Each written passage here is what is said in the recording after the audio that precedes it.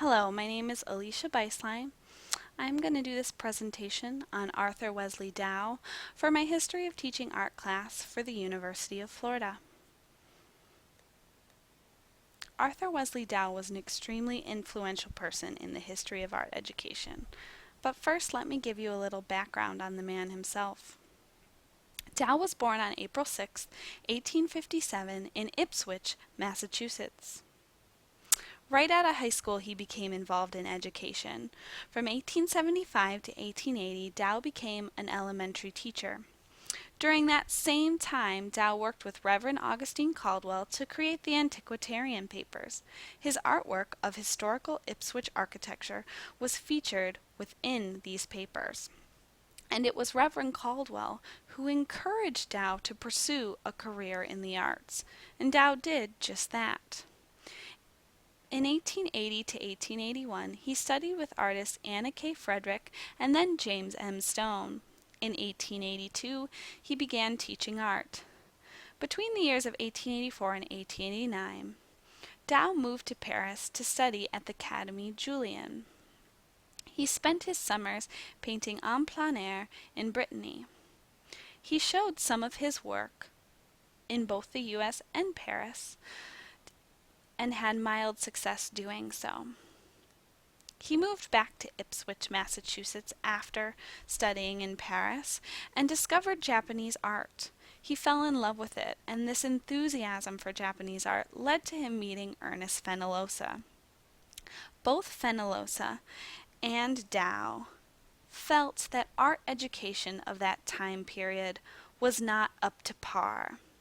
They discussed how art could be taught in a way that would be much more successful. Dow ended up teaching at Pratt Institute in 1895 as Fenollosa's assistant. He continued to develop a method of teaching art education that would instill the ideas that he believed were important. This led to him publishing his first book, Composition, in 1899, and this book outlines his synthetic method for teaching art. The synthetic method is the method of teaching art in which the focus is the development of power, the power to appreciate and create aesthetically pleasing art. Artists start from the ground up, first learning the basic elements, then composition, and lastly using those to create designs as well as representational art. The focus of the synthetic method was on composition, not on imitation. The artist would start with the elements, slowly building up as they learned to more challenging aspects. They would study design through the observation of art artifacts, copying art to understand composition, and then creating their own designs.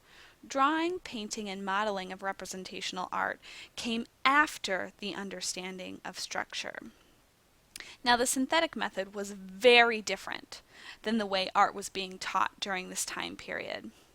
Dow called the current method the academic method. The academic method was based on facts, on representation, and on drawing. Students were being taught how to imitate the real world and imitate fine art. They were being taught how to draw exactly as we see the world. Representational. Dow's synthetic method was very different. He wanted to give creative power to the artists.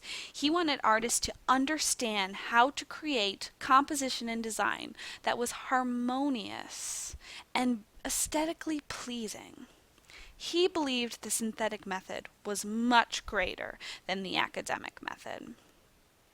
In his book, Dow outlines 3 elements of art: line, which he describes as the boundaries of shapes and the interrelations of lines and spaces; noten, which is the Japanese word for dark and light, as the quantity of light reflected or the massing of different values; and color as the quality of light.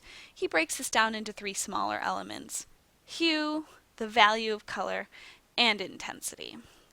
He believed that artists should practice and understand these 3 elements first, then learn to use them in compositions.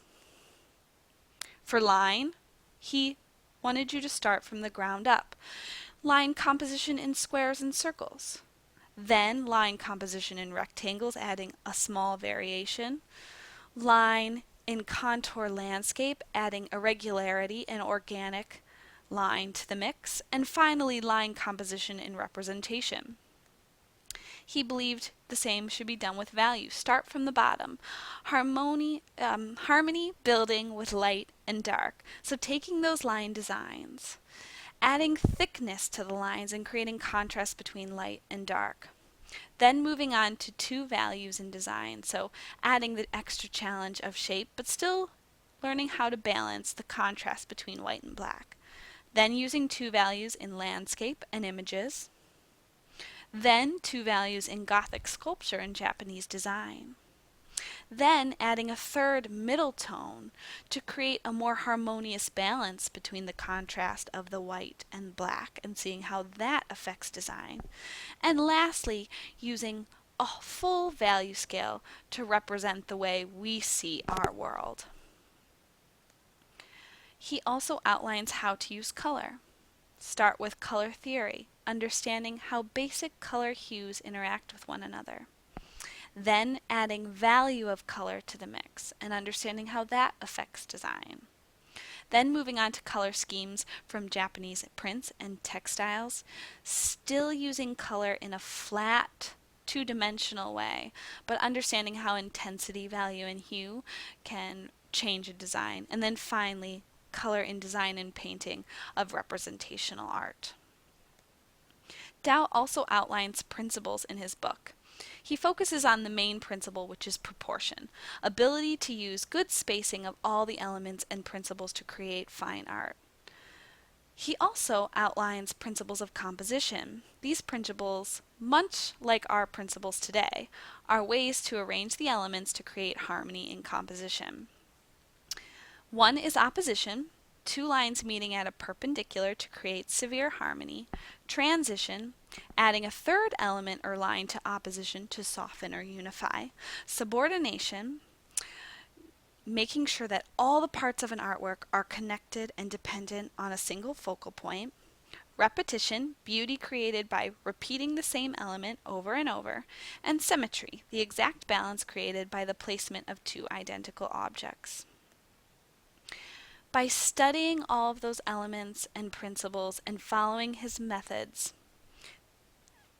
that followed his beliefs that design should come first. He wanted artists to understand the design of artworks.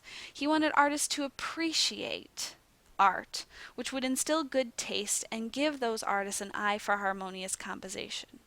He believed that individual feeling and expression are more important than accuracy. He felt art education was for the growth of critical judgment and the appreciation of harmony, and he truly believed that his methodology would bring the learner an increase in creative power. To bring all of these things together, I'd like to end with a quote from Arthur.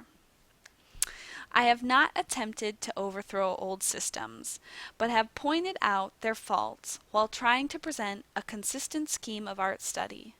The intention has been to reveal the sources of power, to show the student how to look within for the greatest help, to teach him not to depend on externals, not to lean too much on anything or anybody. The book will have accomplished its purpose if I have made clear that anything in art is possible when freedom is given to the divine gift of appreciation. Arthur Wesley Dow, from his book Composition. Dow was truly inspirational in art education. We still use a lot of his language today as we teach art. I hope that this presentation has inspired you to look into Dow further. Check out some of the resources I used for this presentation to learn more. Thank you for listening.